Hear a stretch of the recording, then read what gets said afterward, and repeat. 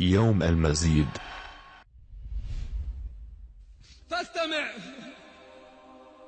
يوم ينادي المنادي: يا أهل الجنة،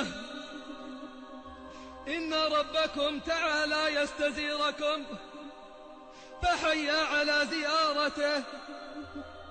فيقولون سمعا وطاعة، وينهضون إلى الزيارة مبادرين، فإذا بالنجائب قد أعدت لهم، فيستوون على ظهورها مسرعين، حتى إذا أتوا إلى الوادي الأفيح الذي جعل لهم موعدا، وجمعوا هناك، فلم يغادر الداعي منهم أحدا. أمر الرب تبارك وتعالى بكرسيه فنصب هناك، ثم نصبت لهم منابر من نور، ومنابر من لؤلؤ، ومنابر من زبرجد، ومنابر من ذهب، ومنابر من فضة. وجلس أدناهم، وحاشاهم أن يكون فيهم دني، جلس أدناهم على كثبان المسك، ما يرون أن أصحاب الكراسي فوقهم في العطايا. حتى إذا استقرت بهم مجالسهم واطمأنت بهم أماكنهم، نادى المنادي: يا أهل الجنة، إن لكم عند الله موعدا يريد أن ينجزكموه. فيقولون: ما هو؟ فيقولون: ما هو؟ ألم يبيض وجوهنا ويثقل موازيننا ويدخلنا الجنة ويزحزحنا عن النار؟ فبينما هم كذلك إذ سطع لهم نور أشرقت له الجنة، فرفعوا رؤوسهم فإذا الجبار جل جلاله وتقدست أسماؤه قد أشرف عليهم من فوقهم، وقال: يا أهل الجنة،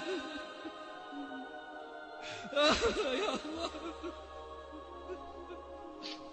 وقال: يا أهل الجنة، سلام عليكم. فلا ترد هذه التحية بأحسن من قولهم: اللهم أنت السلام ومنك السلام، تباركت يا ذا الجلال والإكرام. فيتجلى لهم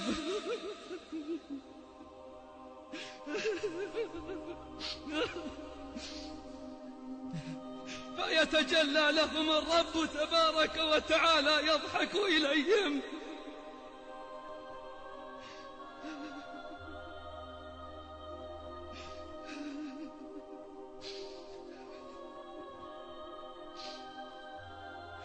فيتجلى لهم الرب تبارك وتعالى يضحك إليهم ويقول: يا أهل الجنة. فيكون أول ما يسمعون منه تعالى: أين عبادي؟ أين عبادي الذين أطاعوني بالغيب ولم يروني؟ أين عبادي الذين أطاعوني بالغيب ولم يروني؟ هذا يوم المزيد، سلوني فهذا يوم المزيد. فيجتمعون على كلمة واحدة: أن قد رضينا فارض عنا. فيقول: لو لم أرض عنكم لم أسكنكم جنتي، سلوني هذا يوم المزيد. فيجتمعون على كلمة واحدة: أن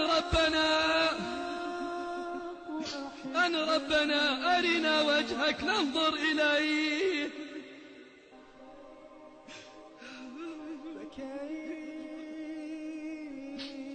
فيكشف لهم الرب جل جلاله الحجب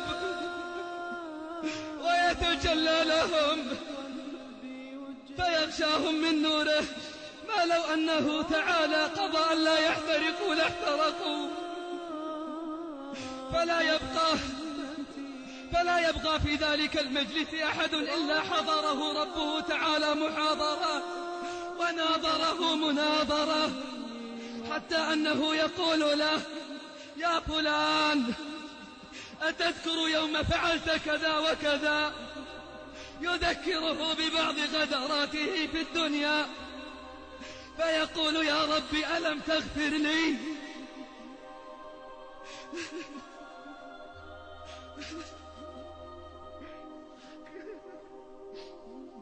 فيقول: يا ربي ألم تغفر لي؟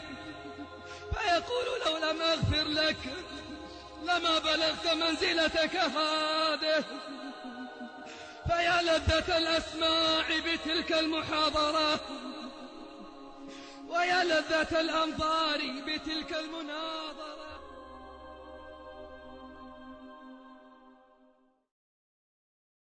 قل هذه سبيلي أدعو إلى الله على بصيرة أنا ومن اتبعني وسبحان الله وما أنا من المشركين.